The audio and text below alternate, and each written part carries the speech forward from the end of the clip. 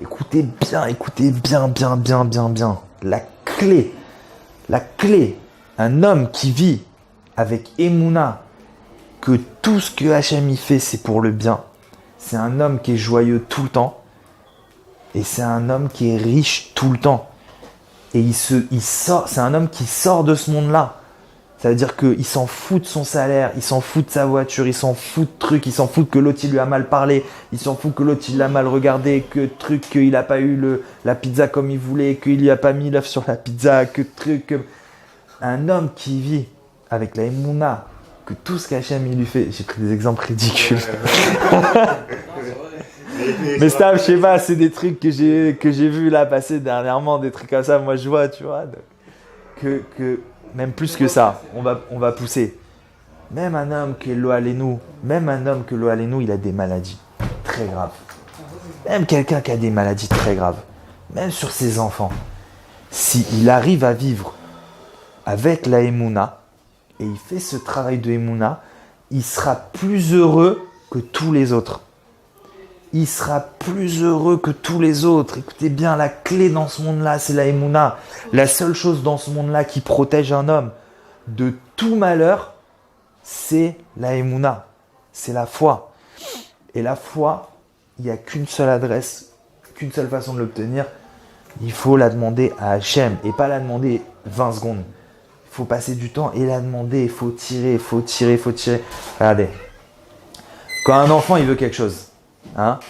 Quand ton fils il veut manger une glace ou un gâteau au chocolat, comment il te demande? T'as pas remarqué un truc? Les gens quand ils te demandent quelque chose, t'arrives à leur dire non, elle est basée. Ton enfant, quand il te demande quelque chose, t'arrives pas à lui dire non. Pourquoi? Attends, pourquoi? C'est pas que ton enfant, tu l'aimes, il est trop mignon, je craque, je lui donne. Ça c'est mytho ça. C'est que ça fait 30 minutes qui te le répète en boucle, et il pleure, et mon gâteau, je veux mon gâteau, je veux sortir, je veux aller trucs, et il t'use, et il t'a tellement usé qu'à la fin tu lui donnes. C'est une image. C'est pas qu'il faut user Hachem dans le sens où genre Hachem il a des nerfs et il craque, mais il faut user entre guillemets la résistance à ce qu'on veut, à ce qu'on demande, à la Emouna. Il faut user comme un enfant qui use ses parents pour obtenir quelque chose. Et pire que ça, même un jour tu l'as pas eu, tu reviens le lendemain et tu demandes. Faut user la tfila, c'est-à-dire il faut user la prière. Si tu pries devant le mur de ta chambre, faut que tu l'uses, le mur de la chambre, faut l'user. Et la Emouna, elle va venir petit à petit, progressivement. Hachem, il va donner.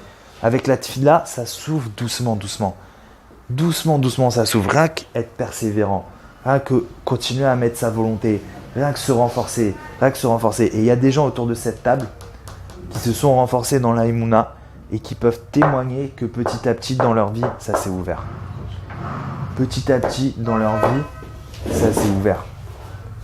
Parce que c'est la clé de tout. Et si vous regardez bien et que on fait une introspection dans notre vie, c'est quoi qu'on a de plus précieux? Et au final, c'est quoi la seule chose qu'on a? C'est notre Emouna. C'est tout.